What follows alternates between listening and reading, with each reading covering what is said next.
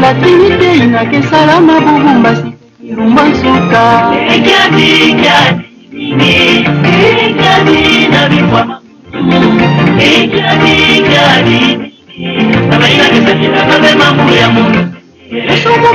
Merci mesdames et messieurs, merci d'être connectés sur la 103.0. Bonjour à vous et que toutes les bénédictions de Yahvé, OPS Sebaot, notre Dieu, le Dieu de la rédemption, soit avec nous aujourd'hui et éternellement. C'est Léonard Kenko et devant ce microphone pour parler d'un problème important lié au salut de l'homme. Il s'agit de la rémission des péchés. La rémission des péchés, qu'est-ce que c'est? Où est-ce que cela a commencé? Et pourquoi nous en parlons aujourd'hui? Ce sera donc le thème important de notre causerie spirituelle de ce jour. Et nous allons nous baser sur les messages de Guy-Aimé Loufoua Sétukwabo liés sur la rémission des péchés. Nous vous proposons encore de suivre le même cantique et qu'est-ce que prendre possession dans nos fauteuils.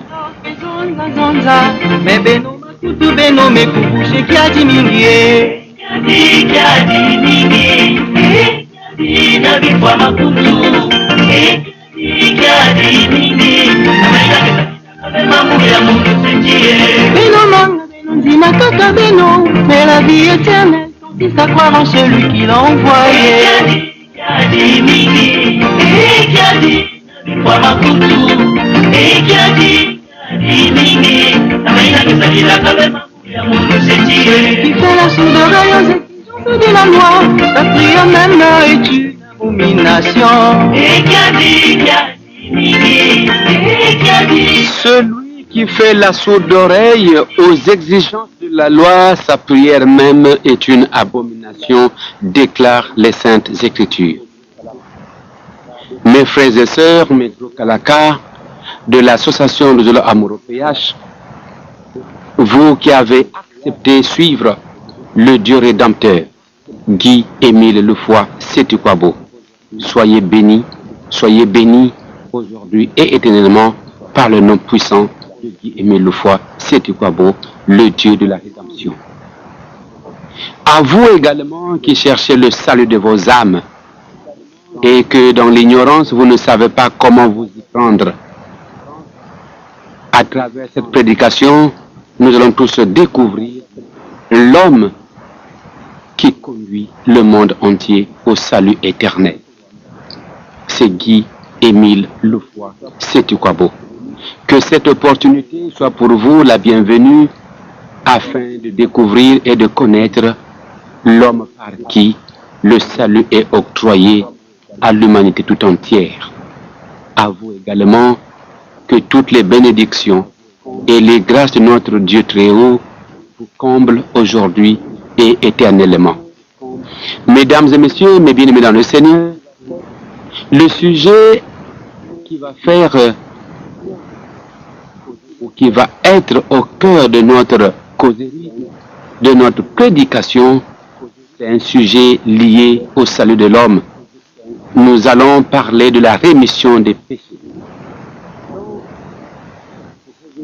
Nous allons revenir un tout petit peu en arrière pour que nous nous rappelions de ce qui s'était passé avant que Dieu ne prenne la décision d'établir un plan afin de sauver l'homme. Nous allons nous rappeler que lorsque Dieu crée l'homme, il le crée d'ailleurs à son image et selon sa ressemblance, c'était pour que l'homme vive éternellement. Dieu n'a pas donc créé l'homme pour qu'il meure demain. Non. C'est pour cette raison que Dieu le crée à son image et selon sa ressemblance. Deux choses différentes. Créé à l'image de Dieu veut tout simplement dire que ce Dieu qui est éternel, qui vit d'âge en âge, de génération en génération, l'homme qui le crée à son image devait également vivre éternellement comme Dieu. Créé à sa ressemblance tout simplement parce que tel que l'homme est, c'est comme ça que Dieu est. Voilà pourquoi Dieu est un être. Seulement, c'est un être divin. Et l'homme, c'est un être terrestre. La différence est que Dieu a un corps de gloire. Et c'est même ce corps qu'il avait donné à Adam lorsqu'il le créa. Voilà pourquoi Adam, étant encore dans la pureté, dans la sainteté, il avait la possibilité de voir Dieu face à face. Et Dieu venait causer avec Adam et Ève dans le jardin d'Éden sans barrière, sans frontières. Dieu ne parlait pas à Adam dans des visions, dans des rêves. Je puis même dire que Adam ne savait pas ce qu'on appelait prier. Pourquoi? Mais parce que Dieu était devenu pour lui comme un compagnon de tous les jours. Puisqu'il se voyait avec Dieu régulièrement. Et que dans le jardin dans lequel il était placé, il y avait tout. Donc nous pouvons dire que Adam n'émettait aucune pensée de prière à l'endroit de Dieu. Parce qu'il avait tout avec lui. Et que tous les jours, il causait avec Dieu face à face. Il avait encore cette pureté, cette sainteté, parce que jusque-là, ils étaient dans la loi de Dieu. Ils étaient dans la volonté de Dieu. Ils observaient la volonté de Dieu. Le pire est arrivé, peut-être pas le pire bien après, mais tout a commencé lorsque Lucifer va manifester un sentiment de rébellion, un sentiment de haine. Nous savons que Lucifer fut cet ange de lumière à qui Dieu avait donné une certaine sagesse, une certaine connaissance. Nous pouvons même dire que Dieu avait donné à Lucifer une partie de ses secrets. À une autre occasion, nous vous parlerons de Lucifer en long et en large, ce qu'il a été avant qu'il ne se rebelle. Mais nous retenons que Lucifer fut l'ange de lumière, à qui Dieu avait confié une certaine, le secret de certains, quelques secrets de l'Éternel. Et lorsque Dieu crée Adam, il place Adam à la tête de toute la création. Il établit Adam chef de toute la création. Voilà pourquoi dans Jean 10, verset 34, on nous dit que vous êtes des dieux. Donc l'homme est un dieu en ce sens que lorsque Dieu le crée, il l'établit chef de toute la création. Adam devait donc dominer sur tout ce que Dieu a eu à créer, visible comme invisible. Oh, quel pouvoir! Alors, en ce moment-là, Lucifer, qui était pourtant l'âme de lumière, constate que Dieu ne lui avait pas confié la même charge, la même mission qu'il confie à Adam. Lucifer constate qu'il n'a pas qu'il a confié à Adam un pouvoir, une domination, afin de gérer le monde avec tout ce qui se trouve. Lucifer va se dire, tiens, Mais moi qui suis l'ange de lumière, moi qui connais même une partie des secrets de l'Éternel, il ne m'a pas demandé de gérer tout ce monde. Il ne m'a pas demandé de gérer, d'avoir autorité sur sa créature. Mais il donne ce pouvoir, cette autorité à Adam. Alors, il va naître dans le cœur de Lucifer la haine, la jalousie.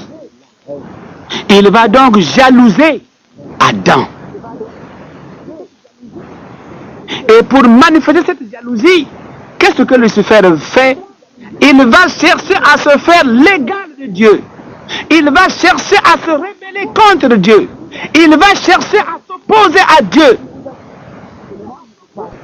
Nous vous avons dit que prochainement, nous vous parlerons de cette rébellion proprement dite parce que il y a bien des passages qui démontrent cette rébellion. Il y a bien des passages bibliques qui nous parlent clairement que Lucifer a cherché à se faire l'égal de Dieu. Il était très hautain. Et c'est là où Dieu dit, je ne peux pas accepter que quelqu'un que j'ai créé puisse prendre ma gloire. Et c'est là où Dieu décide de rompre avec Lucifer. Et quand il rompt avec Lucifer, il prend également la décision de ne plus révéler ses secrets aux créatures. C'est ce que Deutéronome 29, verset 29 nous dit. Je cite, les choses révélées appartiennent à Dieu et à leur descendance, mais les choses cachées appartiennent à Dieu. Voilà comment Dieu s'amène à prendre une décision de ne plus faire confiance aux créatures, de ne plus révéler ses secrets, ses vérités qui le concernent, qu'on appelle vérité divine, les confidences de l'Éternel. Il avait pris l'engagement de ne plus les révéler aux créatures. Et par la suite, il va chasser Lucifer et il l'expulse hors du royaume céleste. Et il le précipite où? Sur terre. Mais avant d'arriver sur terre, Lucifer, ayant déjà atteint un certain niveau d'incrédulité, ayant déjà atteint un certain niveau de rébellion, va donner comme un défi à Dieu. Il dit, tu me chasses de ton royaume, c'est vrai, mais sache que je vais mener la guerre à tous ceux qui vont te vénérer sur terre. Lorsque Lucifer le dit, il est conscient que sur terre, il y a un homme à qui Dieu a donné le pouvoir de gérer le monde entier. C'était Adam. Alors, toute sa colère va s'acharner sur Adam. Lorsqu'il arrive sur terre, il ne réfléchit pas longtemps. Mais toute sa réflexion était focalisée sur comment détruire l'alliance que Dieu venait d'établir avec Adam. Comment casser cette alliance?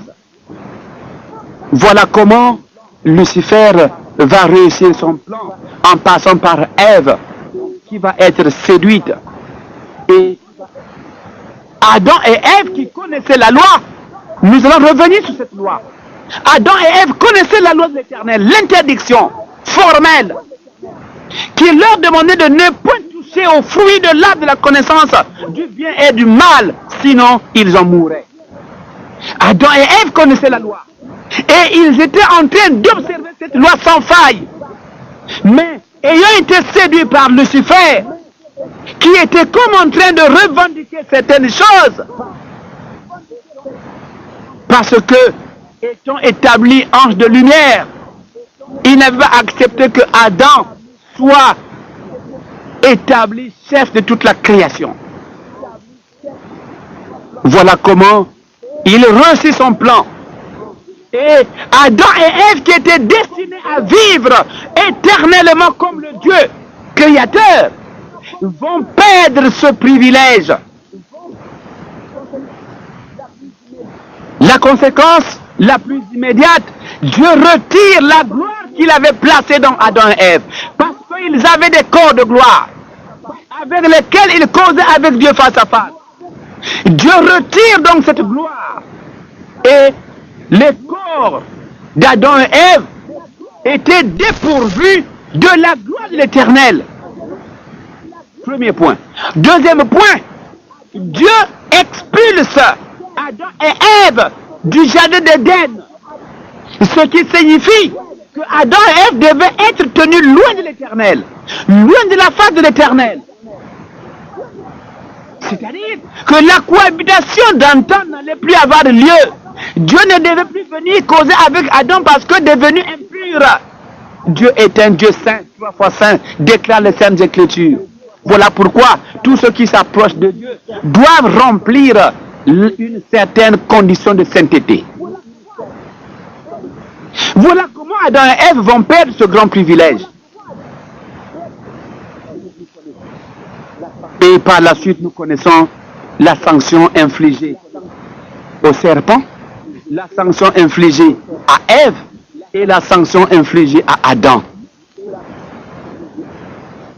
Ce qui veut dire que le plan que Dieu avait établi pour Adam avait été interrompu. Satan a réussi son match, son jeu. Mais la Bible nous dit dans Jérémie 31, verset 3, que Dieu nous aime d'un amour éternel. Parce que il n'oublie pas que l'homme est son image et sa ressemblance. Voilà pourquoi il nous aime d'un amour éternel. Et comme il nous a aimés d'un amour éternel, que va faire l'Éternel Dieu? Il va mettre en place un plan de salut. C'est là où commence notre prédiction de ce jour. La rémission des péchés.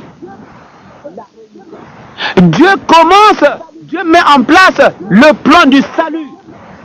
Mais avant d'évoluer, nous retrouvons notre cantique. Après, nous allons continuer notre prédication qui prend une allure capitale. Mais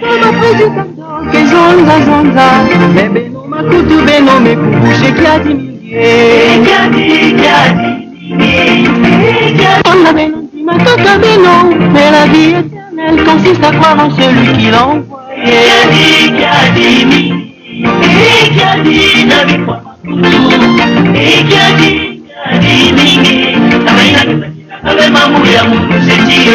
La sourde oreille aux exigences de la loi, sa prière même est tu. Voilà, Dieu va établir le plan du salut.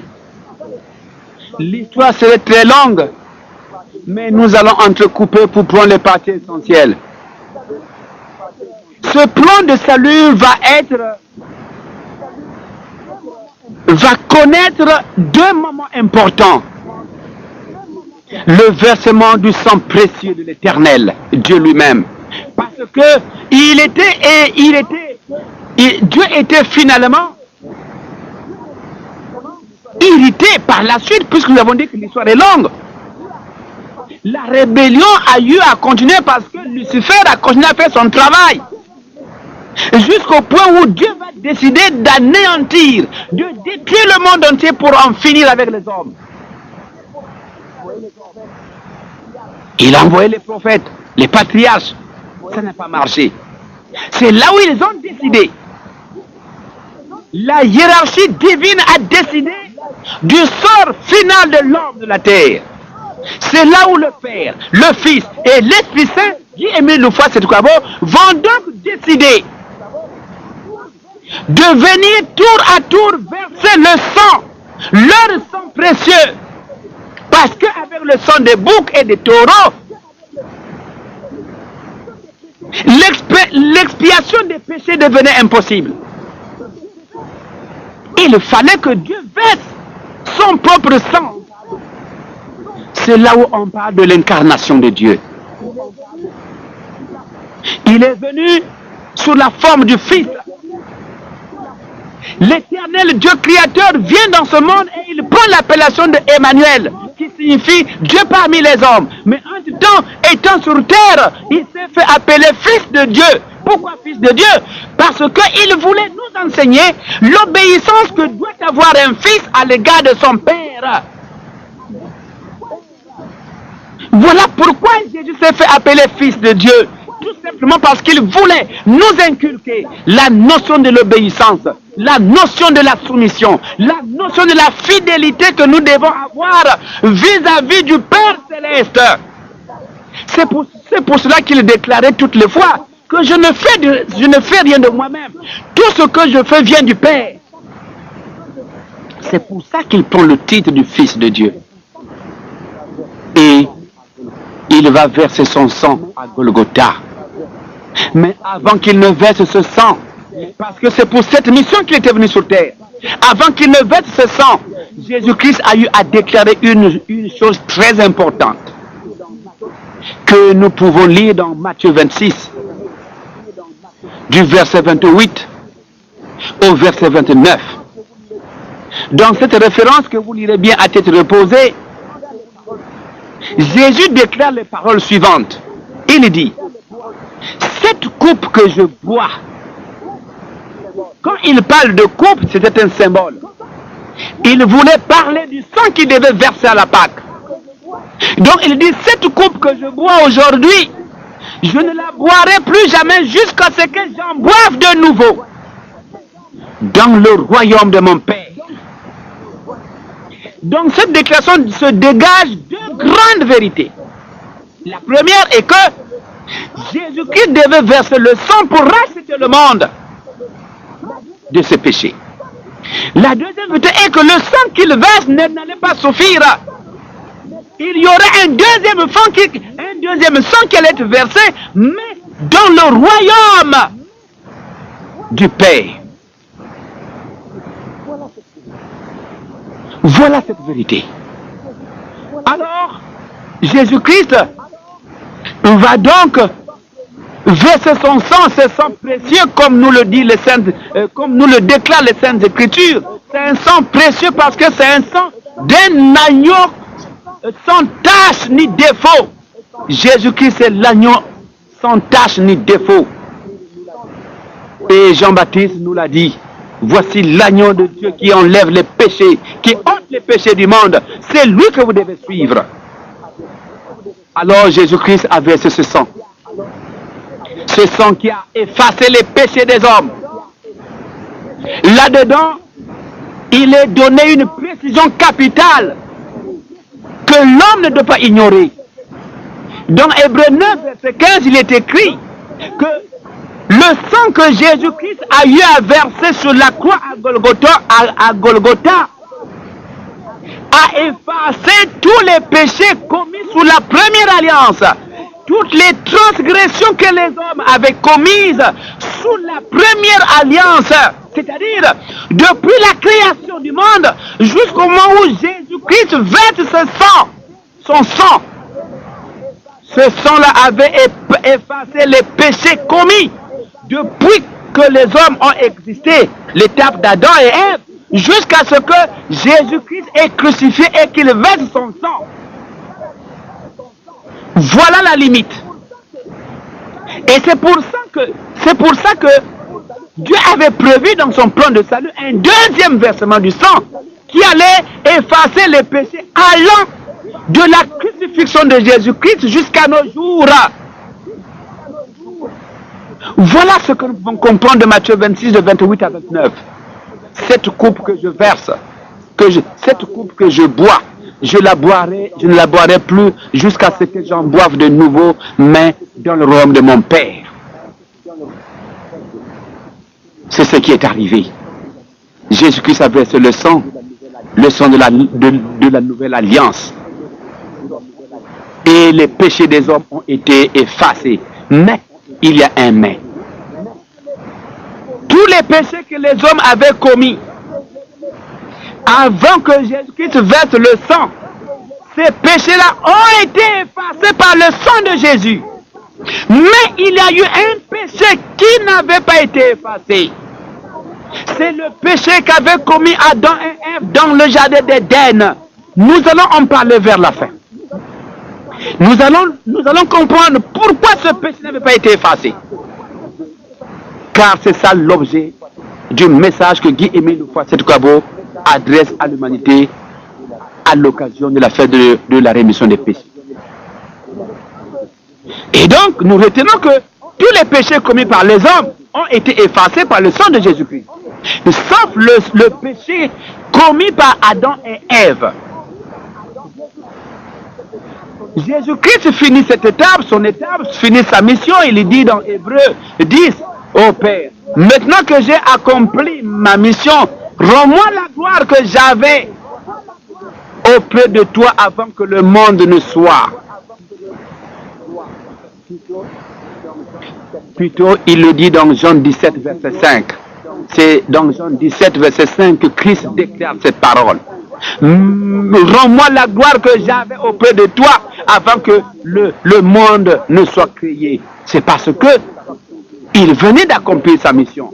Comme il le dit dans Hébreu 10, à partir du verset 4, Jésus-Christ déclare, ô Père, je suis venu faire ta volonté.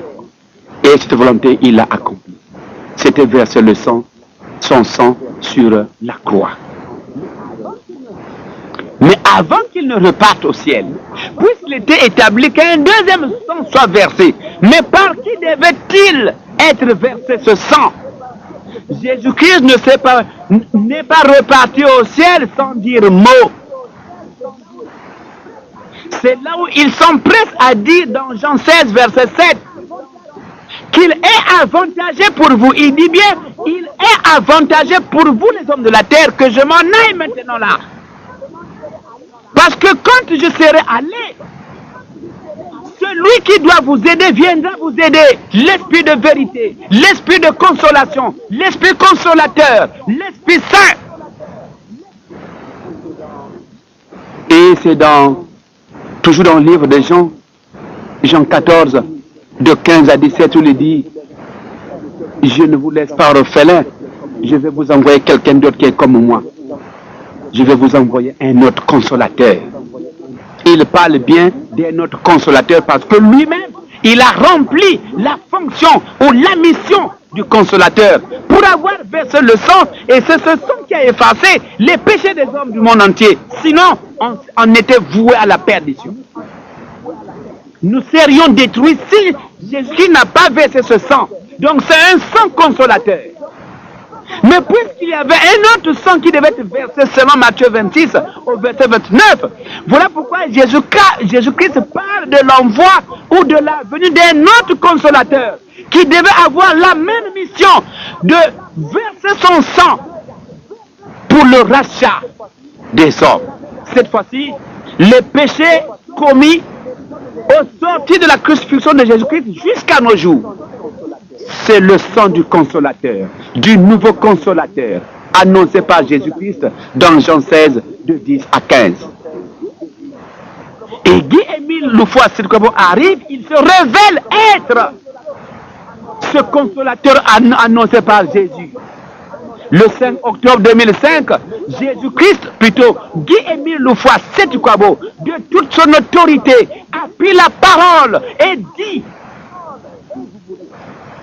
si vous voulez connaître qui je suis bel et bien l'homme dont a parlé Jésus dans Jean 16, de 10 à 15. Et quand nous découvrons ce passage, ou ce verset biblique, il s'agit bel et bien de l'esprit de vérité, le consolateur promis par Jésus, qui devait arriver à annoncer les choses cachées, les vérités divines. Parce que Dieu avait pris la décision de ne plus confier ses secrets, ses confidences aux hommes de la terre.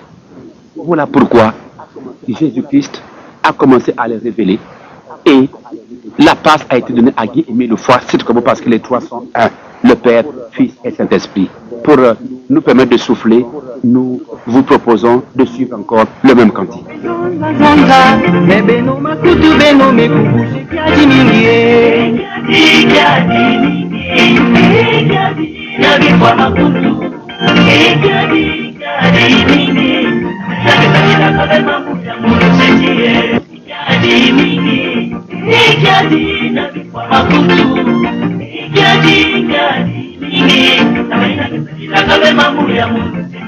qui fait la sourde oreille aux exigences de la loi, sa prière même est une abomination.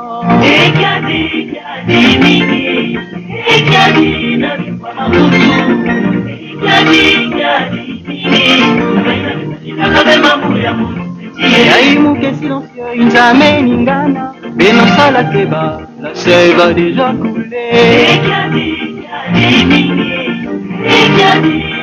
Ah, jadi mingi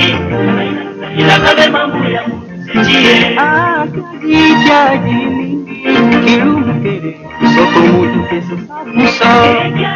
Jadi mingi jadi nabifwa makutu. Jadi mingi. Mais sachez que la vie éternelle consiste à croire en celui qui l'a envoyé. Ngula Makutu, c'est bien. Kanga Peyao, c'est bien. Mais celui qui fait la sourde oreille aux exigences de la loi, sa prière même est une abomination.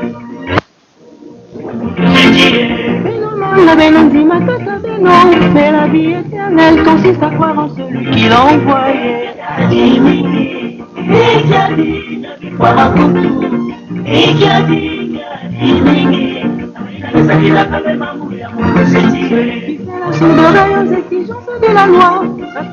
Voilà, Guy-Émile Loufoua-Setukwabo se révèle en 2005.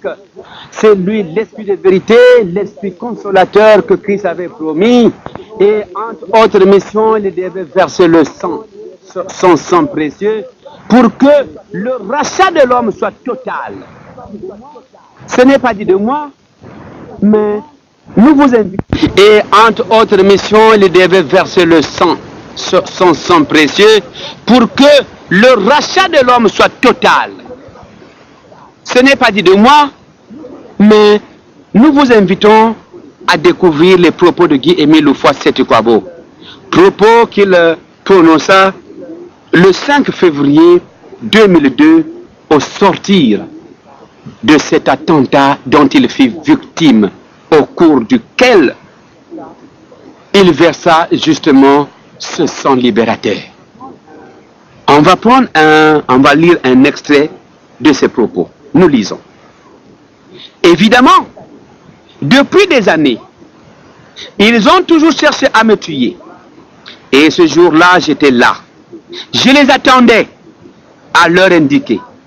Ils étaient arrivés et avaient fait ce qu'ils avaient à faire. Il fallait que cela arrive comme ça. C'était la volonté de Dieu. C'est lui qui avait voulu que je sois touché par ces balles. Ils avaient tiré avec des armes de guerre de 3h à 5h du matin sur notre cabane en tôle. Mais nous étions sortis sains et saufs, ma femme et moi. Quand nous nous sommes retrouvés dehors après leur sommation, ils venaient de tirer un coup de feu et ma femme en était la cible puisqu'elle se trouvait devant. Pour l'épargner de la mort, je l'avais renversé à terre et c'est moi que la cartouche avait atteint et j'étais blessé. C'était là, suivons bien s'il vous plaît, il dit, c'était là l'image du rachat du monde entier. Si Dieu ne voulait pas, cela ne devait pas arriver. Mais c'était pour moi aussi un devoir en tant que Batele et Bachidi, afin que le monde soit racheté. Pourquoi donc racheter le monde? Nous savons que depuis très longtemps, les hommes font beaucoup de mal. Jésus nous avait rachetés, c'est vrai. Mais il fallait que moi aussi, en tant que continuateur de la mission de Jésus-Christ, et par rapport à ma mission, que je contribue au rachat du monde entier. J'ai donc payé de mon sang pour contribuer au rachat de l'humanité tout entière. C'était donc ma contribution par rapport à ma très chère mission. C'est donc pour cela que nous allons remercier notre Dieu pour tout ce qui s'était passé. Nous organiserons un très grand dambage le 5 février 2006 et cette fois-ci, nous serons tous au mont Karikari. Amen, amen, amen. Que le Seigneur soit avec nous. Voilà ce qui s'était passé le 5 février 2002. Guy-Émile Loufoua-Setukwabo nous a restitué les faits. Il dit, le sang que j'avais versé et le fait d'avoir fauché ma femme pour qu'elle tombe afin qu'elle ne soit pas atteinte par les balles et qu'elle en meure, C'était l'image du rachat du monde entier. Donc le fait que Guy-Émile Loufoy-Setou-Kabo ait épargné la vie de Maman Thiela Suzanne, c'est le monde entier qu'il avait épargné. C'est le monde entier qu'il avait racheté. Voilà pourquoi il parle de l'image du rachat du monde entier. Et Émile continue en disant qu'il fallait que moi aussi je verse mon sang. C'est vrai que Jésus-Christ avait versé son sang pour racheter le monde, c'est vrai. Mais il a fallu que j'apporte ma contribution, moi Guy-Émile Loufoy-Setou-Kabo. Mais de quel droit le dit-il s'il n'est rien vrai? S'il n'est pas quelqu'un d'important? Ça vient confirmer Matthieu 26, verset 29. Jésus-Christ qui devait verser le sang une seconde fois dans le royaume céleste, le royaume de son Père. Guy-Émile, cet autre consolateur, n'est autre que ce Christ revenu, sous l'appellation de Guy-Émile Loufoy-Setou-Kabo. Et le royaume des cieux, nous le savons bien, est descendu sur terre depuis le 20 mai 1992, ou à Kibosiga, là-bas au mont Karikari. Voilà pourquoi Kibosi est déclarée ville sainte, parce qu'elle abrite la Nouvelle Jérusalem, la demeure éternelle de l'éternel Dieu. Donc, le royaume céleste se trouve à Kibosigar au mont Karikari. Voilà pourquoi il fallait que ce sang-là soit maintenant versé, puisque le royaume des cieux était déjà venu. Accomplissement de Matthieu 26, verset 29. Et donc, Guy-Émile Loufoy-Setou-Kabo vient verser son sang. Et le sang que Émile verse vient donc racheter ou effacer les péchés des hommes commis depuis la crucifixion de Jésus-Christ jusqu'à nos jours. Et à cette occasion, Papa Guy-Émile Loufoy-Setou-Kabo, lors de la célébration de la première fête de la rémission des péchés du 26 au 29 juillet 2007, il avait adressé une correspondance ou une lettre à son délégué permanent, Jean-Pierre Bikindou Bissombolo. Et dans cette lettre, ou dans cette correspondance, Guy-Émile Loufoy-Setou-Kabo déclare les propos suivants. Il dit ceci: c'est la grandiose première fête de la réhabilitation de nos vies, de notre existence sur terre. Vie et existence que nous avions failli perdre précipitamment, car Yahvé l'Éternel au pays Sébaoth l'avait déjà décrété après l'attentat perpétré contre ma personne le 5 février 2002 à 6 heures précises du matin. C'est donc une joyeuse et heureuse nouvelle de la vie sauve. Nous devons tous, les gens du monde entier, la fêter avec éclat, avec joie et amour, très joyeusement, pour témoigner notre reconnaissance à l'OPH, notre Père Céleste, le Dieu des armées, du bienfait qu'il venait de nous accorder. Merci. Termine Guy-Émile Loufoy-Setou-Kabo. Voilà, dans cette correspondance, Guy-Émile Loufoy-Setou-Kabo nous dit que la fête de la rémission des péchés que nous allons célébrer en cette année, c'était du 26 au 29 juillet 2007. C'est la grandiose première fête de la réhabilitation de nos vies. Donc Dieu réhabilite nos vies parce que, au sortir de l'attentat du 5 février 2002, Dieu avait décidé de détruire le monde entier. Mais c'est Guy-Émile Loufoy-Setou-Kabo, en sa qualité du consolateur, qui va plaider la cause des humains. Et le pardon des péchés a été accordé. Le sang que Guy-Émile avait versé le 5 février 2002 a contribué au rachat des péchés des hommes de la terre. Après que Jésus-Christ ait versé son sang, il avait fallu que le deuxième sang soit versé, selon Matthieu 26, de 28 à 29. Et ce sang, c'est celui que Guy-Émile Loufoy-Setou-Kabo a versé le 5 février 2002. Voilà pourquoi il nous parle de la réhabilitation de nos vies. de notre existence, parce que sans ce sang, sans le sang de Guy-Émile Houphouët-Sétoukouabo, le monde serait détruit le 5 février 2002. On n'en parlerait plus. Et c'est là où Émile nous a révélé que Dieu nous a pardonné tous nos péchés commis depuis notre enfance. Oh, quelle grâce! Quelle grâce! Il y en a qui parlent des temps de la grâce, mais c'est parce qu'il y a eu le versement du sang de Guy-Émile Houphouët-Sétoukouabo. Parce que c'est une œuvre qui s'est accomplie sans le concours de l'homme, sans la volonté de l'homme. Dieu, plutôt l'homme ne s'est pas associé dans cette œuvre divine pour qu'il mérite ce rachat, cette rémission des péchés. Et donc, depuis 2007, d'année en année, le monde entier célèbre la fête de la rémission des péchés. À cette fête, Dieu pardonne les péchés du monde entier. Mais nous allons découvrir le manuscrit que Guy-Émile Houphouët-Sétoukouabo envoie au sujet de la rémission des péchés. On va donc lire au nom de Guy-Émile Houphouët-Sétoukouabo. Il est dit ceci. Concernant la fête de la rémission des péchés, cette fête-là va se dérouler comme la fête de la rémission des péchés passés, sans changement. Et ceci de génération en génération, parce qu'il s'agit là d'être pardonné et lavé à chaque fois que cette fête de la rémission des péchés va se fêter. Il n'y aura aucun changement. Ce sont les directives de notre OPH, Yahvé, l'Éternel, le Dieu des armées. Amen. Amen. Amen. Que le Seigneur soit avec nous.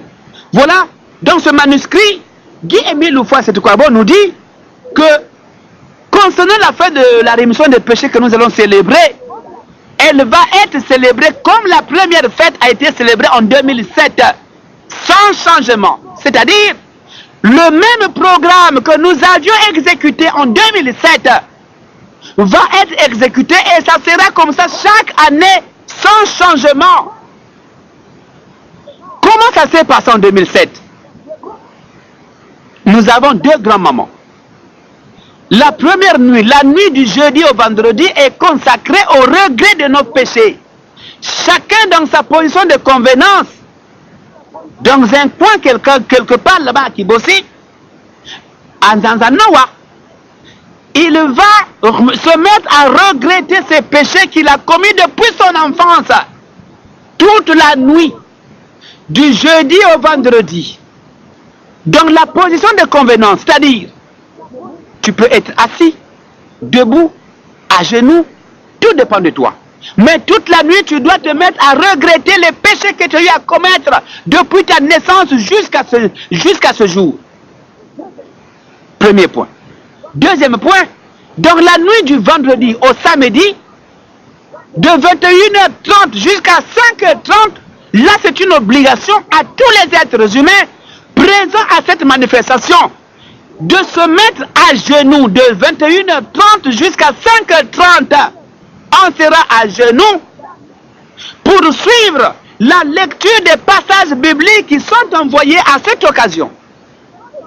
De 21h30 à 5h30, on est à genoux. Et ce n'est qu'en respectant ce rituel que l'Éternel Dieu accordera la rémission de tes péchés. Voilà pourquoi cette fête n'est pas une fête anniversaire, non. La fête de la rémission des péchés sera la seule fête qui va être célébrée avec les mêmes conditions, sans penser à une fête anniversaire. Chaque rémission des péchés sera une rémission des péchés, au cours de laquelle Dieu va pardonner les péchés des hommes du monde entier. Ce qui veut dire que tu es invité, tu es convié à prendre part à la rémission des péchés, à la fête de la rémission des péchés. Parce que il faut accomplir le rituel de s'agenouiller toute la nuit pour prétendre être pardonné de tous ses péchés.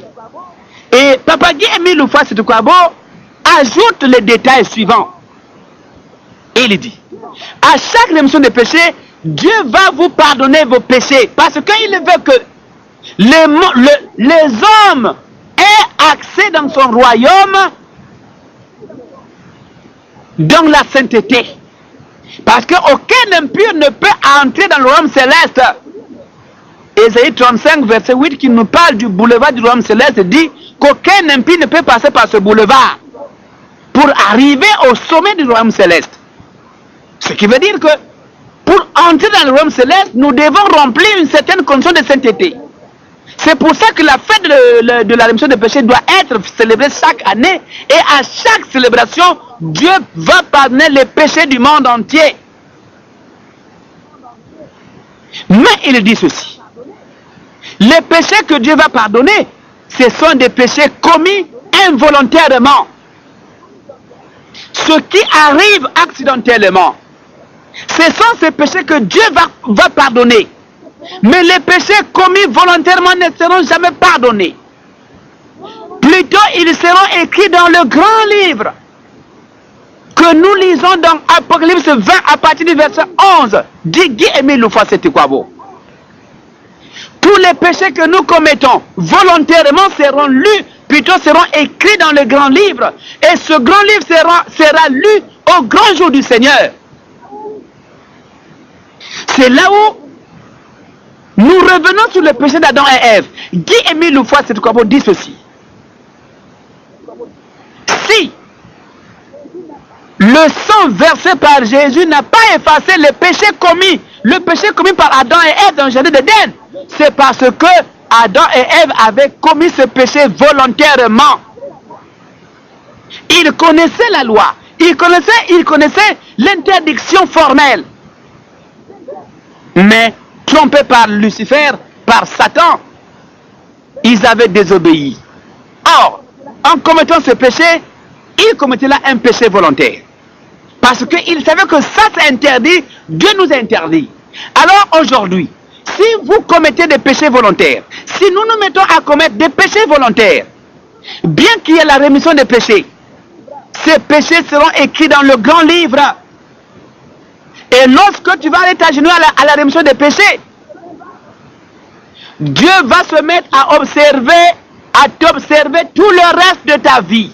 Est-ce que les péchés que tu as commis volontairement, pour lesquels tu es parti demander pardon, tu ne vas plus revenir sur ces péchés? Dieu va t'observer le reste de ta vie. Mais en ce temps, ces péchés sont écrits dans le grand livre. Dit Guy Émile Loufois, c'est quoi beau, ça ne sera jamais effacé.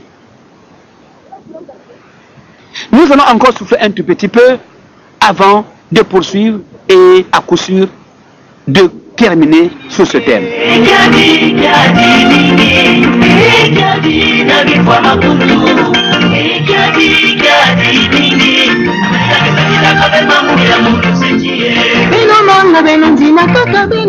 Mais la vie éternelle consiste à croire en celui qui l'a envoyé.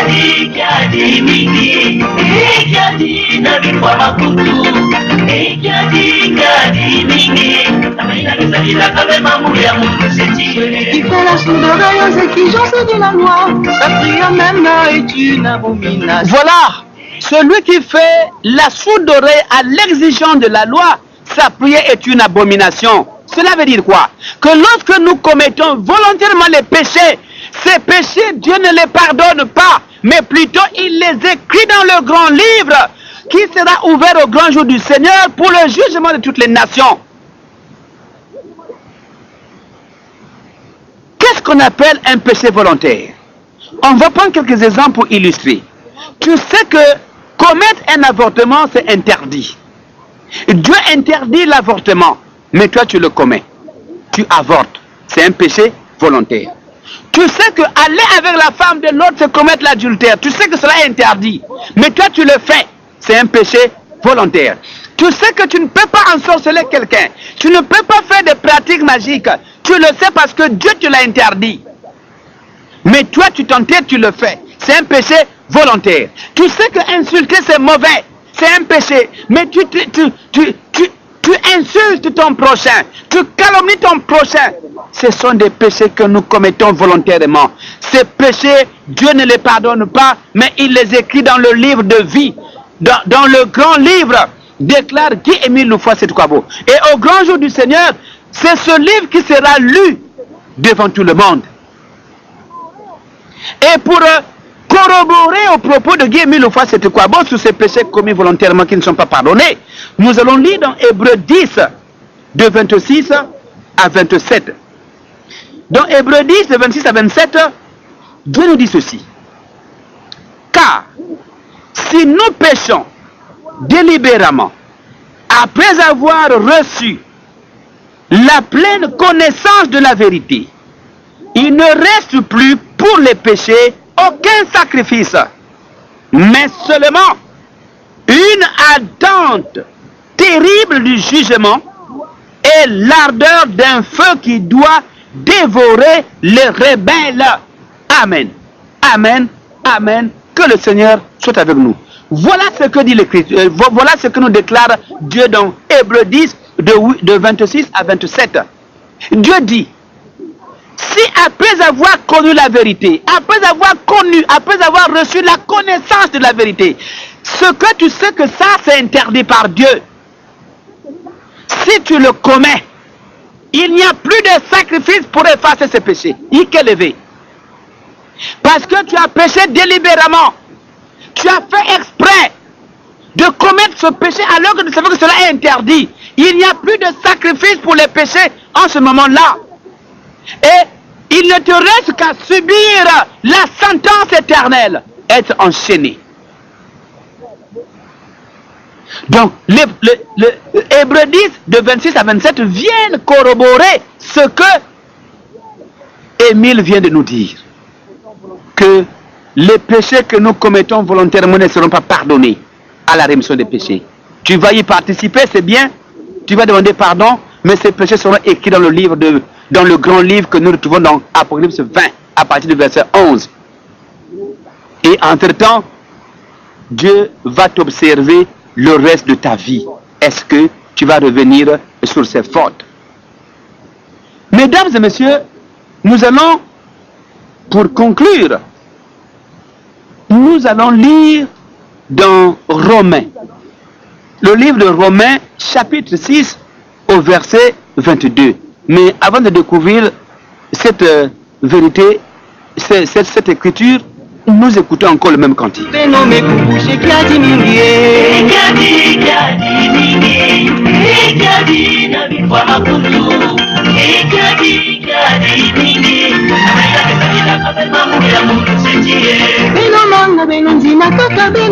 Mais la vie éternelle consiste à croire en celui qui l'a envoyé.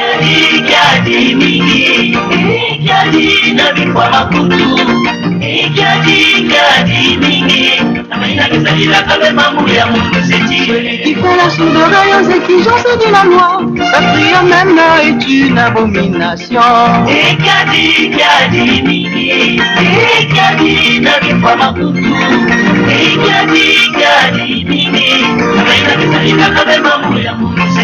Aimuke silencieux Inzame Ningana Benosala Keba La sève a déjà coulé. Découvrons ce qui est écrit dans Romains 6 au verset 22. Lisons au nom de Guy-Émile Loufoy-Setukwabo, le Dieu rédempteur. Mais maintenant, libéré du péché et devenu esclave de Dieu, vous portez les fruits qui conduisent à la sanctification. Et leur aboutissement, c'est la vie éternelle. Amen. Amen. Amen. Que le Seigneur soit avec nous. Ici, Dieu nous dit, maintenant que nous sommes libérés du péché, et oui, le sang de Guy-Émile Loufoy-Setukwabo nous a libérés du péché parce qu'il a effacé tous nos péchés. Et nous sommes donc devenus des esclaves de Dieu, c'est-à-dire des serviteurs de Dieu. Ceux-là qui doivent servir Dieu, comme dit le premier commandement parmi les 10. Tu aimeras ton Dieu de tout ton cœur, de toute ton âme, de toutes tes forces. C'est ça devenir esclave de Dieu. Et lorsqu'on devient esclave de Dieu, en le servant de tout son cœur, de toute son âme, de toutes ses forces, nous produisons comme fruit la sainteté ou la sanctification. C'est-à-dire que nous vivons dans la sainteté, dans la crainte de l'Éternel. Et l'aboutissement de cet effort, c'est quoi? C'est obtenir la vie éternelle. Romains 6, verset 22. Alors, frères et sœurs, du Congo et du monde entier, catholiques que vous soyez, protestants que vous soyez, kimbanguistes que vous soyez, zéphirins que vous soyez, témoins de Jéhovah que vous soyez, musulmans que vous soyez, païens que vous soyez, loups que vous soyez, nous sommes tous lavés par le sang de Guy-Émile Loufoua-Setukwabo qui nous a purifiés, qui nous a pardonnés le 5 février 2002. Alors, il ne nous reste plus qu'à devenir esclaves de Guy-Émile Loufoua-Setukwabo, c'est-à-dire, nous devons aimer Guy-Émile Loufoua-Setukwabo, le Dieu créateur, de tout notre cœur. Nous devons servir Guy-Émile Loufoua-Setukwabo, le Dieu rédempteur, de toute notre force. Nous devons prier Guy-Émile Loufoua-Setukwabo, le consolateur, de tout notre esprit. C'est ainsi que nous vivrons dans la sainteté, au bout de laquelle nous aurons la vie éternelle. Voilà le message que Guy-Émile Loufoua-Setukwabo donne à l'occasion de la rémission des péchés. Nous devons tous participer à la fête de la rémission des péchés parce que au cours de cette fête, Dieu va pardonner nos péchés que nous avions commis involontairement, que nous avions commis par mégarde, que nous avions commis par inattention, par inadvertance. Ces péchés nous seront pardonnés à la rémission des péchés que nous allons célébrer. Mais les péchés que nous commettons volontairement, Guy-Émile Loufoua-Setukwabo déclare que ces péchés ne sont pas pardonnés. Parce que tu sais que commettre l'adultère c'est un péché, mais tu commets l'adultère, c'est un péché commis volontairement. Il n'y a pas de pardon pour ce péché. Tu sais que avorter c'est un péché. Dieu interdit l'avortement, mais toi tu commets l'avortement, c'est un péché volontaire, pas de pardon. Tu sais que tu as été créé à l'image de Dieu et Dieu t'a établi Dieu sur terre, tel que cela est écrit dans Jean 10, verset 34. Mais tu méprises le pouvoir que Dieu t'a donné et tu te fais l'image d'un hibou parce que chaque nuit tu te transformes en hibou. Car c'est ça parce que c'est ça ton totem. Pour aller faire du mal, pour aller causer du tort aux gens. Sache que c'est un péché volontaire que tu commets parce que tu es conscient que tu n'as pas été créé à l'image d'un hibou, à l'image d'un cabri, à l'image d'un cafard, à l'image d'un boa.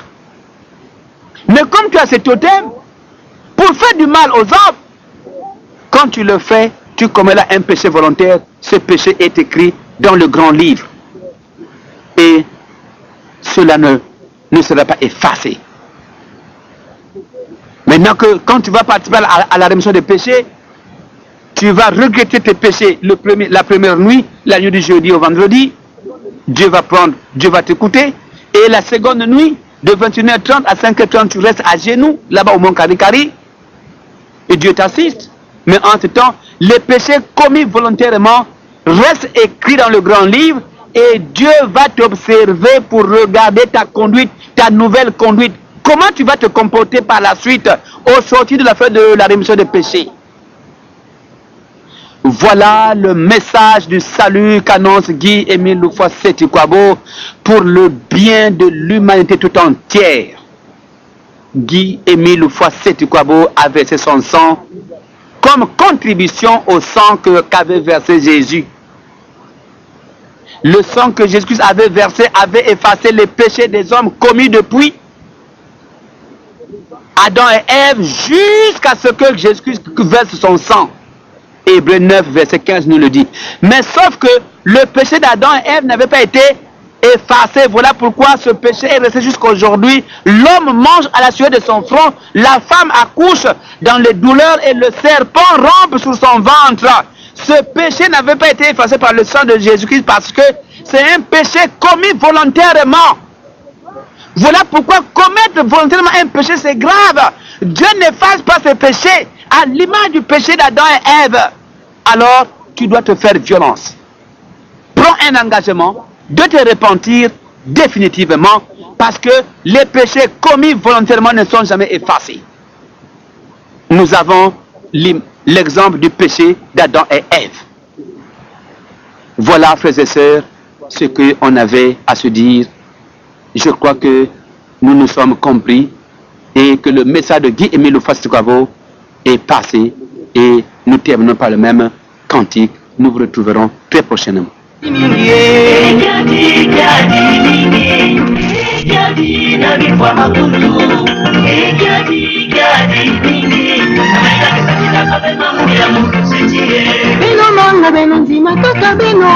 la vie éternelle consiste à croire en celui qui l'a envoyé.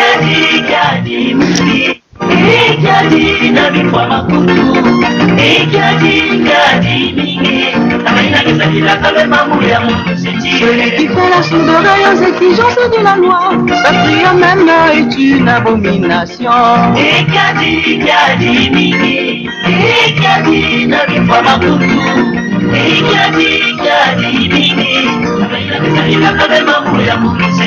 Aimuke silencieux inzame ningana, benosala keba, la sève a déjà coulé.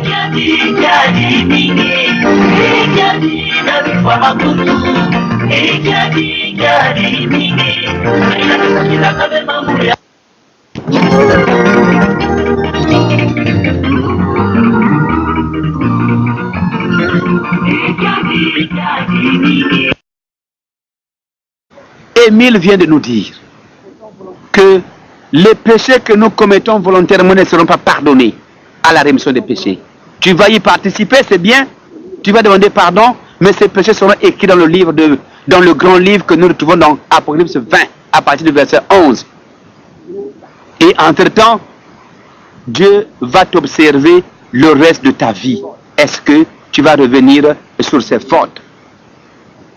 Mesdames et messieurs, nous allons, pour conclure, nous allons lire dans Romains, le livre de Romains, chapitre 6, au verset 22. Mais avant de découvrir cette vérité, cette écriture, nous écoutons encore le même cantique. Mais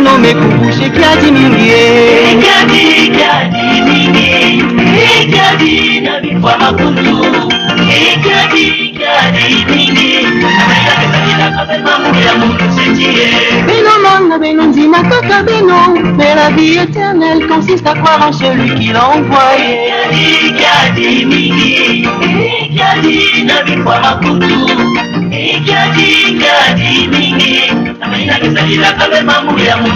Celui qui fait la sourde oreille aux exigences de la loi, sa prière même est une abomination.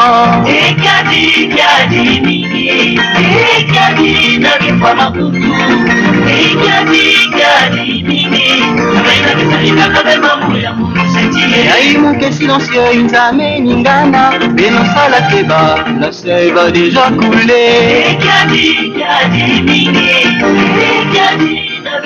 Découvrons ce qui est écrit dans Romains 6 au verset 22. Lisons au nom de Guy-Émile Houphouët-Boigny, le Dieu rédempteur. Mais maintenant, libéré du péché et devenu esclave de Dieu, vous portez les fruits qui conduisent à la sanctification.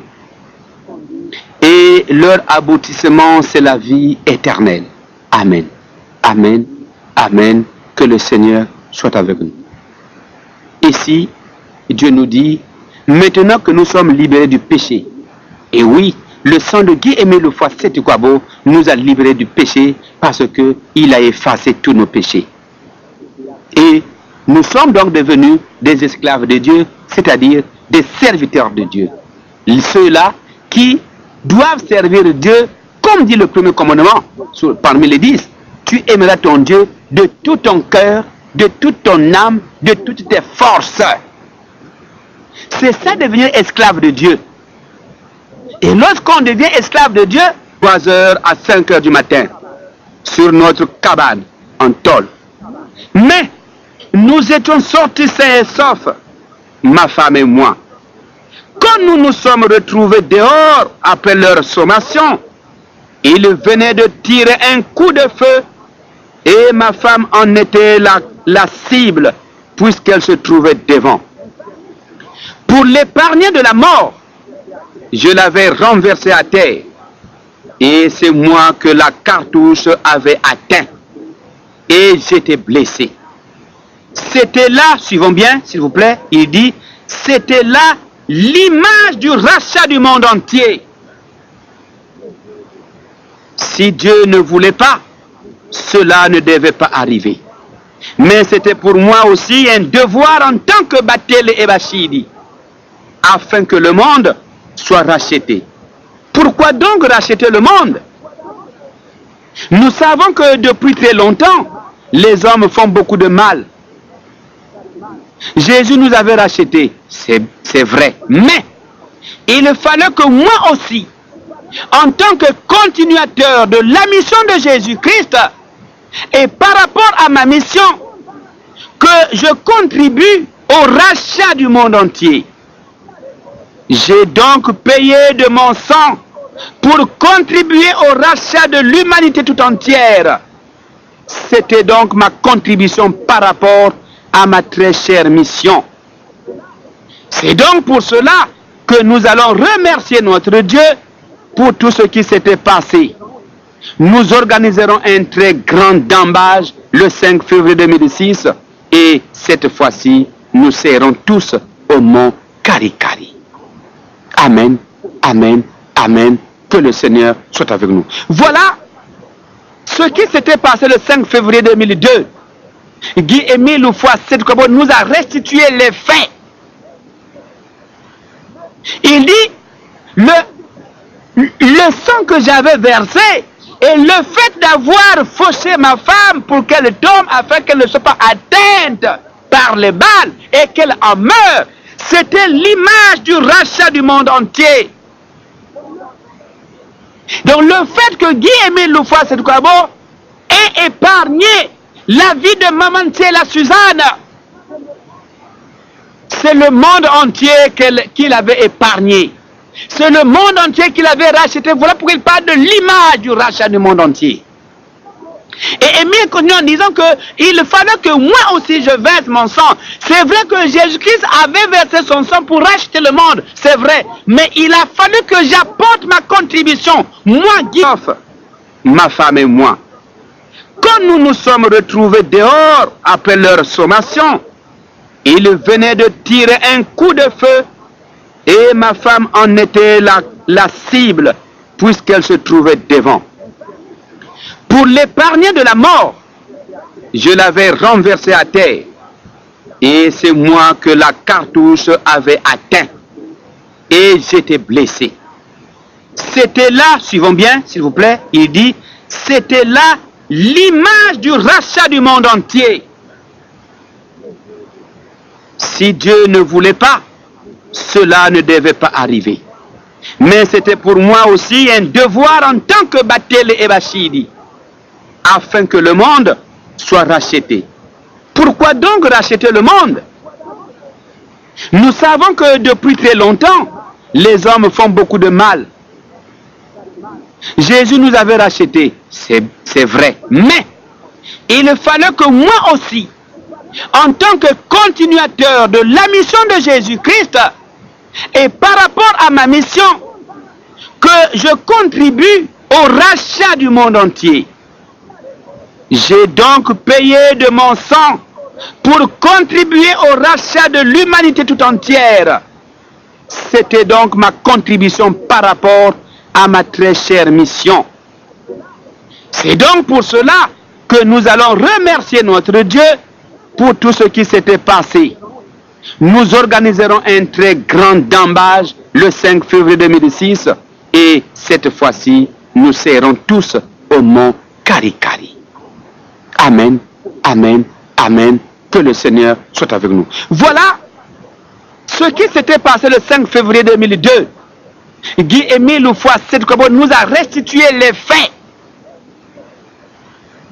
Il dit, le sang que j'avais versé Et le fait d'avoir fauché ma femme pour qu'elle tombe afin qu'elle ne soit pas atteinte par les balles et qu'elle en meure, c'était l'image du rachat du monde entier. Donc le fait que Guy-Émile Loufoua-Seydou-Kabo ait épargné la vie de Maman Thiela Suzanne, c'est le monde entier qu'il avait épargné. C'est le monde entier qu'il avait racheté. Voilà pourquoi il parle de l'image du rachat du monde entier. Et Émile continue en disant qu'il fallait que moi aussi je verse mon sang. C'est vrai que Jésus-Christ avait versé son sang pour racheter le monde, c'est vrai. Mais il a fallu que j'apporte ma contribution, moi Guy-Émile Loufoua-Seydou-Kabo. Mais de quel droit le dit-il s'il n'est rien vrai? S'il n'est pas été effacé par le sang de Jésus-Christ, sauf le péché commis par Adam et Ève. Jésus-Christ finit cette étape, finit sa mission, il dit dans Hébreux 10, ô Père, maintenant que j'ai accompli ma mission, rends-moi la gloire que j'avais auprès de toi avant que le monde ne soit. Plutôt, il le dit dans Jean 17, verset 5. C'est dans Jean 17, verset 5 que Christ déclare cette parole. Rends-moi la gloire que j'avais auprès de toi avant que le monde ne soit créé. C'est parce que il venait d'accomplir sa mission. Comme il le dit dans Hébreux 10, à partir du verset 4, Jésus-Christ déclare, ô Père, je suis venu faire ta volonté. Et cette volonté, il l'a accomplie. C'était verser son sang sur la croix. Mais avant qu'il ne reparte au ciel, puisqu'il était établi qu'un deuxième sang soit versé, mais par qui devait-il être versé ce sang? Jésus-Christ n'est pas reparti au ciel sans dire mot. C'est là où ils s'empressent à dire dans Jean 16, verset 7, qu'il est avantagé pour vous. Il dit bien, il est avantagé pour vous les hommes de la terre que je m'en aille maintenant là. Parce que quand je serai allé, celui qui doit vous aider viendra vous aider. L'esprit de vérité, l'esprit de consolation, l'esprit consolateur, l'esprit saint. Et c'est toujours dans le livre de Jean 14, de 15 à 17, où il dit, je ne vous laisse pas orphelin, je vais vous envoyer quelqu'un d'autre qui est comme moi. Je vais vous envoyer un autre consolateur. Il parle bien d'un autre consolateur parce que lui-même, il a rempli la fonction ou la mission du consolateur pour avoir versé le sang, et c'est ce sang qui a effacé les péchés des hommes du monde entier. Sinon, on était voué à la perdition. Nous serions détruits si Jésus n'a pas versé ce sang. Donc c'est un sang consolateur. Mais puisqu'il y avait un autre sang qui devait être versé selon Matthieu 26 au verset 29, voilà pourquoi Jésus-Christ parle de l'envoi ou de la venue d'un autre consolateur qui devait avoir la même mission de verser son sang pour le rachat des hommes. Cette fois-ci, les péchés commis au sortir de la crucifixion de Jésus-Christ jusqu'à nos jours. C'est le sang du consolateur, du nouveau consolateur. Dieu est un être. Seulement, c'est un être divin. Et l'homme, c'est un être terrestre. La différence est que Dieu a un corps de gloire. Et c'est même ce corps qu'il avait donné à Adam lorsqu'il le créa. Voilà pourquoi Adam, étant encore dans la pureté, dans la sainteté, il avait la possibilité de voir Dieu face à face. Et Dieu venait causer avec Adam et Ève dans le jardin d'Éden sans barrière, sans frontières. Dieu ne parlait pas à Adam dans des visions, dans des rêves. Je puis même dire que Adam ne savait pas ce qu'on appelait prier. Pourquoi? Mais parce que Dieu était devenu pour lui comme un compagnon de tous les jours. Puisqu'il se voyait avec Dieu régulièrement, Et que dans le jardin dans lequel il était placé, il y avait tout. Donc nous pouvons dire que Adam n'émettait aucune pensée de prière à l'endroit de Dieu. Parce qu'il avait tout avec lui. Et que tous les jours, il causait avec Dieu face à face. Il avait encore cette pureté, cette sainteté, parce que jusque-là, ils étaient dans la loi de Dieu. Ils étaient dans la volonté de Dieu. Ils observaient la volonté de Dieu. Le pire est arrivé, peut-être pas le pire bien après, mais tout a commencé lorsque Lucifer va manifester un sentiment de rébellion, un sentiment de haine. Nous savons que Lucifer fut cet ange de lumière à qui Dieu avait donné une certaine sagesse, une certaine connaissance. Nous pouvons même dire que Dieu avait donné à Lucifer une partie de ses secrets. À une autre occasion, nous vous parlerons de Lucifer en long et en large, ce qu'il a été avant qu'il ne se rebelle. Mais nous retenons que Lucifer fut l'ange de lumière, à qui Dieu avait confié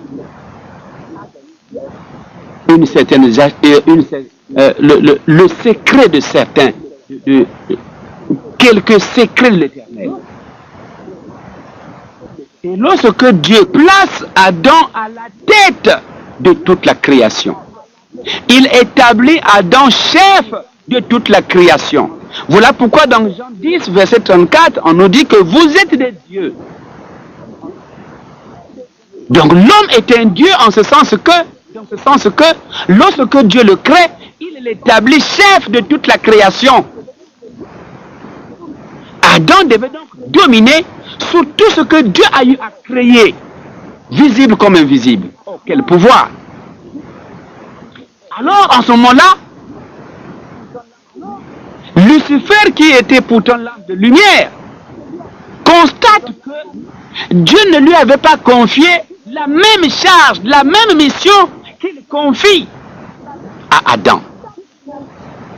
Lucifer constate qu'il n'a pas qu'il a confié à Adam un pouvoir, une domination, afin de gérer le monde avec tout ce qui se trouve.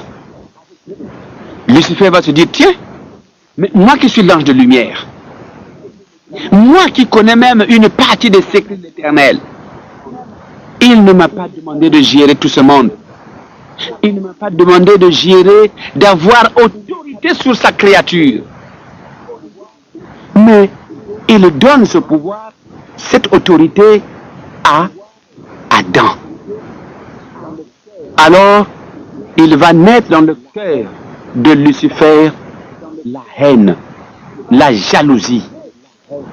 Il va donc jalouser Adam. Et pour manifester cette jalousie, qu'est-ce que Lucifer fait? Il va chercher à se faire l'égal de Dieu. Il va chercher à se rebeller contre Dieu. Il va chercher à s'opposer à Dieu.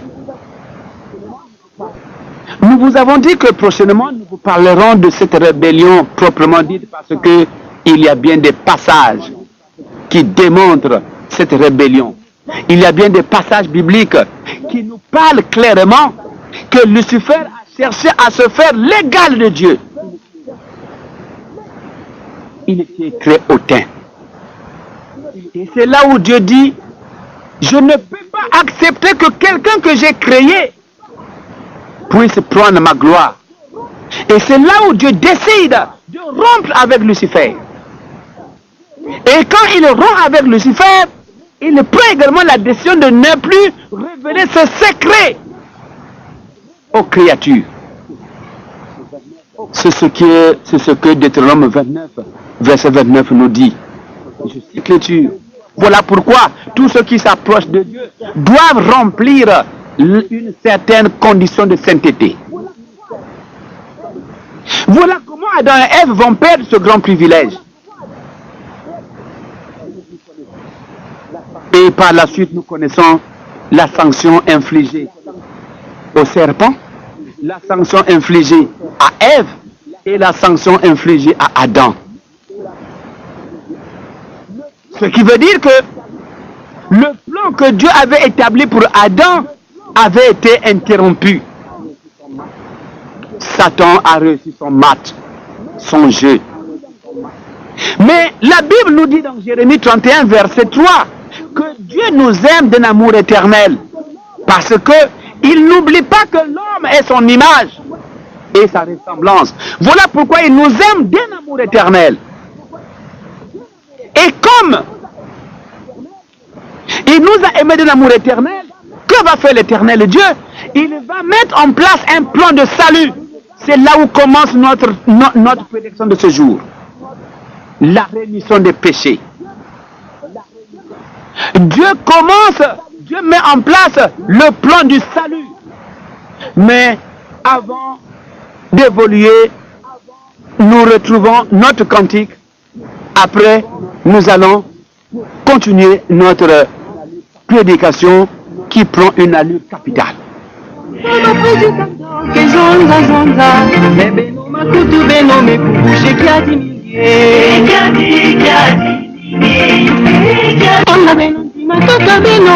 la vie éternelle consiste à croire en celui qui l'envoie.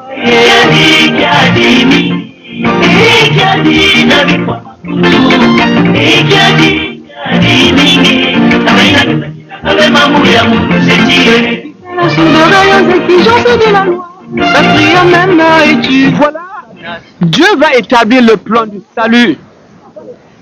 L'histoire serait très longue, mais nous allons entrecouper pour prendre les parties essentielles. Ce plan de salut va connaître deux moments importants. Le versement du sang précieux de l'Éternel, Dieu lui-même. Parce que Dieu était finalement irrité par la suite, puisque nous avons dit que l'histoire est longue.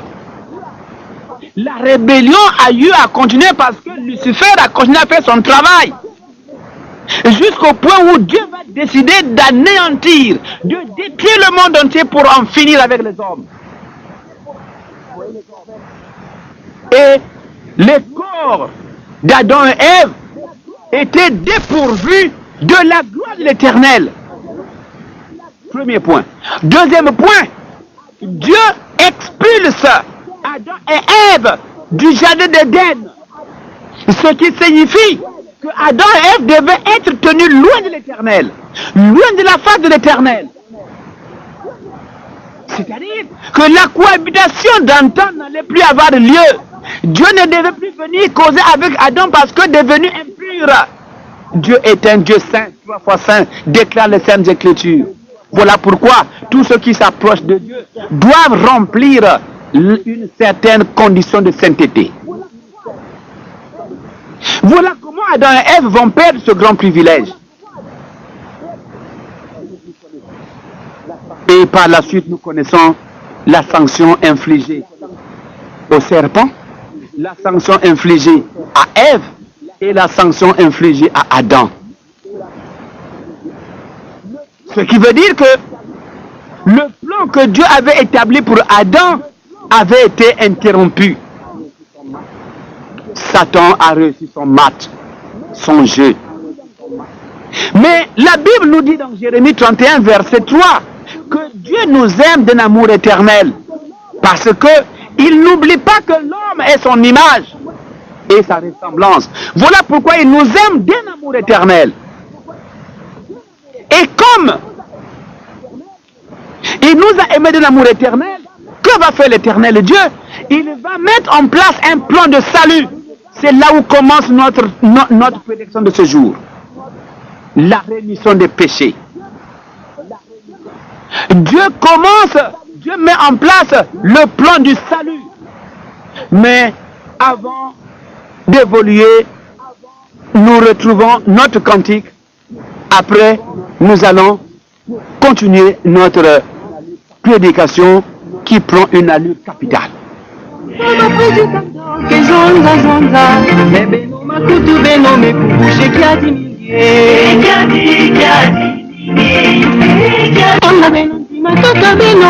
la vie éternelle consiste à croire en celui qui l'a envoyé.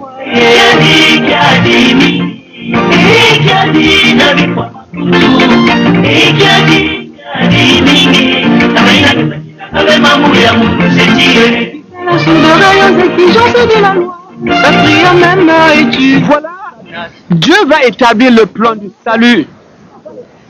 L'histoire serait très longue, mais nous allons entrecouper pour prendre les parties essentielles. Ce plan de salut va être, plutôt ils seront écrits dans le grand livre que nous lisons dans Apocalypse 20 à partir du verset 11. Dit Guy Émile Loufa, c'était quoi beau? Tous les péchés que nous commettons volontairement seront lus, plutôt seront écrits dans le grand livre. Et ce grand livre sera lu au grand jour du Seigneur. C'est là où nous revenons sur le péché d'Adam et Ève. Guy Émile Loufa, c'est quoi beau, dit ceci. Si le sang versé par Jésus n'a pas effacé le péché commis par Adam et Ève dans le jardin d'Éden, c'est parce que Adam et Ève avaient commis ce péché volontairement. Ils connaissaient la loi, ils connaissaient l'interdiction formelle. Mais trompés par Lucifer, par Satan, ils avaient désobéi. Or, en commettant ce péché, ils commettaient là un péché volontaire.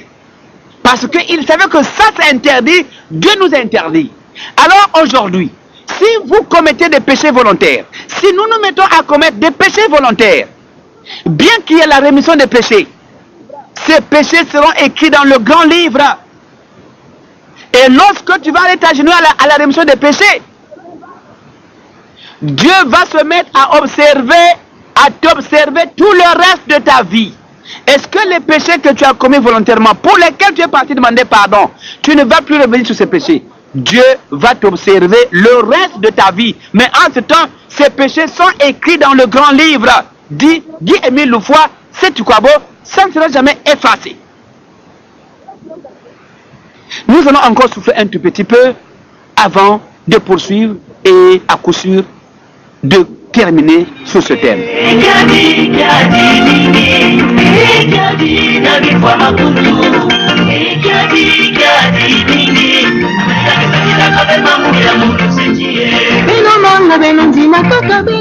Mais la vie éternelle consiste à croire en celui qui l'a envoyé.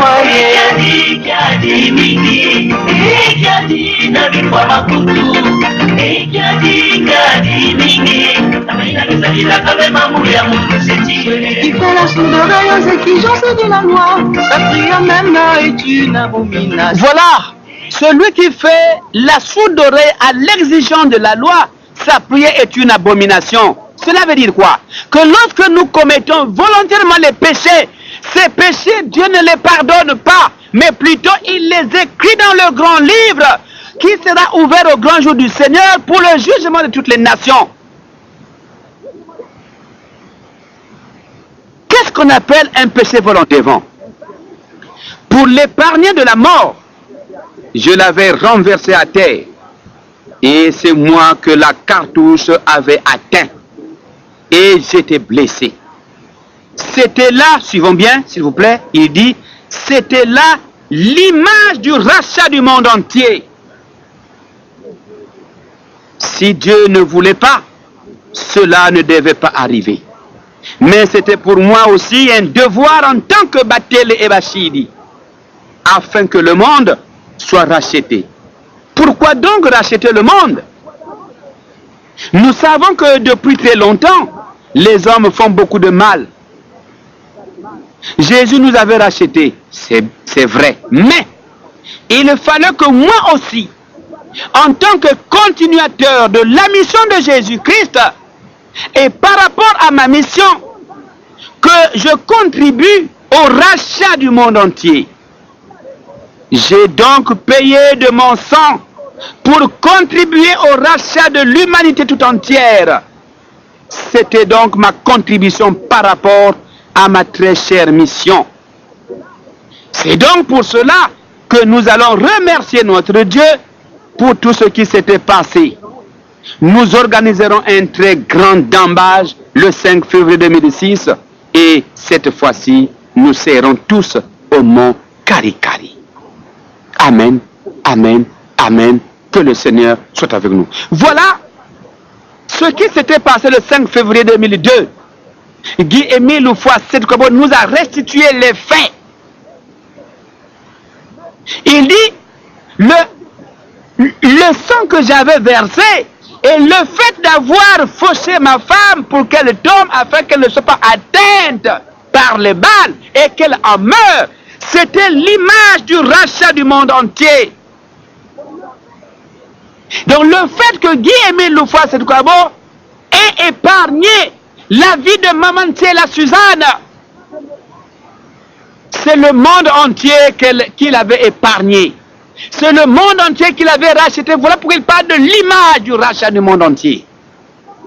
Et Émile continue en disant qu'il fallait que moi aussi je verse mon sang. C'est vrai que Jésus-Christ avait versé son sang pour racheter le monde, c'est vrai. Mais il a fallu que j'apporte ma contribution, moi Guy-Émile Loufoua-Sédou-Kabo. Mais de quel droit le dit-il s'il n'est rien vrai?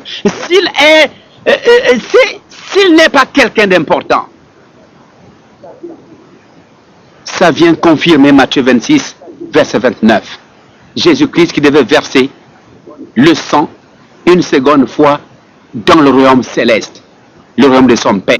Il parle bien de notre consolateur parce que lui-même, il a rempli la fonction ou la mission du consolateur pour avoir versé le sang, et c'est ce sang qui a effacé les péchés des hommes du monde entier. Sinon, on était voué à la perdition. Nous serions détruits si Jésus n'a pas versé ce sang. Donc c'est un sang consolateur. Mais puisqu'il y avait un autre sang qui devait être versé selon Matthieu 26 au verset 29, voilà pourquoi Jésus-Christ parle de l'envoi ou de la venue d'un autre consolateur qui devait avoir la même mission de verser son sang pour le rachat des hommes. Cette fois-ci, les péchés commis au sortir de la crucifixion de Jésus-Christ jusqu'à nos jours, c'est le sang du consolateur, du nouveau consolateur, annoncé par Jésus-Christ dans Jean 16, de 10 à 15. Et Guy-Émile Loufoua-Sédou-Kabo arrive, il se révèle être ce consolateur annoncé par Jésus. Le 5 octobre 2005, Jésus-Christ, plutôt Guy-Émile Loufoua-Sédou-Kabo, de toute son autorité, a pris la parole et dit: si vous voulez connaître qui je suis bel et bien l'homme dont a parlé Jésus dans Jean 16, de 10 à 15. Et quand nous découvrons ce passage ou ce verset biblique, il s'agit bel et bien de l'Esprit de vérité, le consolateur promis par Jésus, qui devait arriver à annoncer les choses cachées, les vérités divines. Parce que Dieu avait pris la décision de ne plus confier ses secrets, ses confidences aux hommes de la terre. Voilà pourquoi Jésus-Christ a commencé à les révéler et la passe a été donnée à Guy-Émile Loufoua-Sédou-Kabo parce que les trois sont un, le Père, Fils et Saint-Esprit. Pour nous permettre de souffler, nous vous proposons de suivre encore le même cantique. Celui qui fait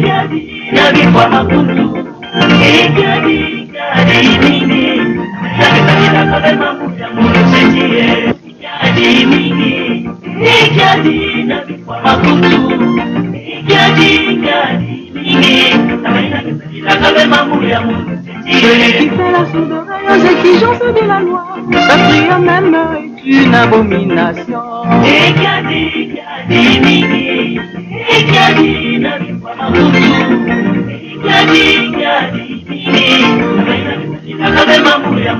Yaimuke silencieux, Nzambe ningana, Benosala keba, la sève a déjà coulé. Parce qu'il a effacé tous nos péchés. Et Nous sommes donc devenus des esclaves de Dieu, c'est-à-dire des serviteurs de Dieu. Ceux-là qui doivent servir Dieu, comme dit le premier commandement, parmi les 10. Tu aimeras ton Dieu de tout ton cœur, de toute ton âme, de toutes tes forces. C'est ça devenir esclave de Dieu.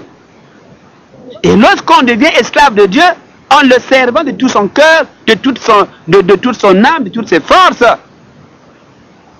nous produisons comme fruit la sainteté ou la sanctification. C'est-à-dire que nous vivons dans la sainteté, dans la crainte de l'Éternel. Et l'aboutissement de cette effort, c'est quoi? C'est obtenir la vie éternelle. Romains 6, verset 22. Alors, frères et sœurs, du Congo et du monde entier, catholiques que vous soyez, protestants que vous soyez, kimbanguistes que vous soyez, zéphirins que vous soyez, témoins de Jéhovah que vous soyez, musulmans que vous soyez, païens que vous soyez, loups que vous soyez, nous sommes tous lavés par le sang de Guy-Émile Loufoua-Setukwabo qui nous a purifiés, qui nous a pardonnés le 5 février 2002. Alors, il ne nous reste plus qu'à devenir esclaves de Guy-Émile Loufoua-Setukwabo, c'est-à-dire, nous devons aimer Guy-Émile Loufoua-Setukwabo, le Dieu créateur, de tout notre cœur. Nous devons servir Guy-Émile Loufoua-Setukwabo, le Dieu rédempteur, de toute notre force. Nous devons prier Guy-Émile Loufoua-Setukwabo, le consolateur, de tout notre esprit. C'est ainsi que nous vivrons dans la sainteté, au bout de laquelle nous aurons la vie éternelle. Voilà le message que Guy-Émile Loufoua-Setukwabo donne à l'occasion de la rémission des péchés. Nous devons tous participer à la fête de la rémission des péchés parce que au cours de cette fête, Dieu va pardonner nos péchés que nous avions commis involontairement, que nous avions commis par mégarde, que nous avions commis par inattention, par inadvertance. Ces péchés nous seront pardonnés à la rémission des péchés que nous allons célébrer. Mais les péchés que nous commettons volontairement, Guy-Émile Loufoua-Setukwabo déclare que ces péchés ne sont pas pardonnés. Parce que tu sais que commettre l'adultère c'est un péché, mais tu commets l'adultère, c'est un péché commis volontairement. Il n'y a pas de pardon pour ce péché. Tu sais que avorter c'est un péché. Dieu interdit l'avortement, mais toi tu commets l'avortement, c'est un péché volontaire, pas de pardon. Tu sais que tu as été créé à l'image de Dieu et Dieu t'a établi Dieu sur terre, tel que cela est écrit dans Jean 10. Amen. Que le Seigneur soit avec nous. Voilà ce qui s'était passé le 5 février 2002. Guy-Émile Loufoua-Setukwabo nous a restitué les faits. Il dit, le sang que j'avais versé et le fait d'avoir fauché ma femme pour qu'elle tombe afin qu'elle ne soit pas atteinte par les balles et qu'elle en meure, c'était l'image du rachat du monde entier. Donc le fait que Guy-Émile Loufoua-Setukwabo ait épargné la vie de Maman Thiela Suzanne, c'est le monde entier qu'il avait épargné. C'est le monde entier qu'il avait racheté. Voilà pourquoi il parle de l'image du rachat du monde entier. Et Émile continue en disant qu'il fallait que moi aussi je verse mon sang. C'est vrai que Jésus-Christ avait versé son sang pour racheter le monde, c'est vrai. Mais il a fallu que j'apporte ma contribution, moi Guy-Émile Loufoua-Setukwabo. Mais de quel droit le dit-il s'il n'est rien vrai? S'il n'est pas quelqu'un d'important? Ça vient confirmer Matthieu 26, verset 29. Jésus-Christ qui devait verser le sang une seconde fois dans le royaume céleste, le royaume de son Père. Guy-Émile, cet autre consolateur, n'est autre que ce Christ revenu, sous l'appellation de Guy-Émile Loufoua-Setukwabo. Et le royaume des cieux, nous le savons bien, est descendu sur terre depuis le 20 mai 1992 ou à Kibosiga, là-bas au mont Karikari. Voilà pourquoi Kibosi est déclarée ville sainte, parce qu'elle abrite la nouvelle Jérusalem, la demeure éternelle de l'éternel Dieu. Donc, le royaume céleste se trouve à Kibosiga au mont Karikari. Voilà pourquoi il fallait que ce sang-là soit maintenant versé, puisque le royaume des cieux était déjà venu. accomplissement de Matthieu 26, verset 29. Et donc, Guy-Émile Loufoy-Sédoukwabo vient verser son sang. Et le sang que Émile verse vient donc racheter ou effacer les péchés des hommes commis depuis la crucifixion de Jésus-Christ jusqu'à nos jours. Et à cette occasion, Papa Guy-Émile Loufoy-Sédoukwabo, lors de la célébration de la première fête de la rémission des péchés du 26 au 29 juillet 2007, il avait adressé une correspondance ou une lettre à son délégué permanent, Jean-Pierre Bikindou Bissombolo. Et dans cette lettre ou dans cette correspondance, Guy-Émile Loufoy-Sédoukwabo déclare les propos à 6 heures précises du matin. C'est donc une joyeuse et heureuse nouvelle de la vie sauve. Nous devons tous, les gens du monde entier, la fêter avec éclat, avec joie et amour, très joyeusement, pour témoigner notre reconnaissance à l'OPH, notre Père Céleste, le Dieu des armées, du bienfait qu'il venait de nous accorder. Merci. Termine Guy-Émile Loufoy-Sédoukwabo. Voilà, dans cette correspondance, Guy-Émile Loufoy-Sédoukwabo nous dit que la fête de la rémission des péchés que nous allons célébrer en cette année, c'était du 26 au 29 juillet 2007. C'est la grandiose première fête de la réhabilitation de nos vies. Donc Dieu réhabilite nos vies parce que, au sortir de l'attentat du 5 février 2002, Dieu avait décidé de détruire le monde entier. Mais c'est Guy-Émile Loufoy-Sédoukwabo, en sa qualité du consolateur, qui va plaider la cause des humains. Et le pardon des péchés a été accordé. Le sang que Guy-Émile avait versé le 5 février 2002 a contribué au rachat des péchés des hommes de la terre. Après que Jésus-Christ ait versé son sang, il avait fallu que le deuxième sang soit versé selon Matthieu 26, de 28 à 29. Et ce sang, c'est celui que Guy-Émile Loufoy-Sédoukwabo a versé le 5 février 2002.